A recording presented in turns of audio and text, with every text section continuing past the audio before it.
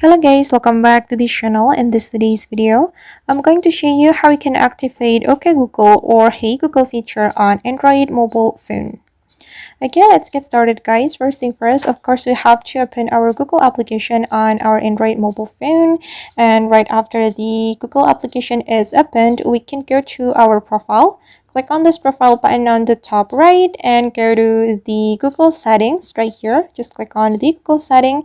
And since we want to activate the Google Assistant or Hey Google or OK Google feature on our Google application, we can select the Google Assistant option and then choose the Hey Google and voice match, and we just need to click on the circle button to activate the OK Google or Hey Google feature.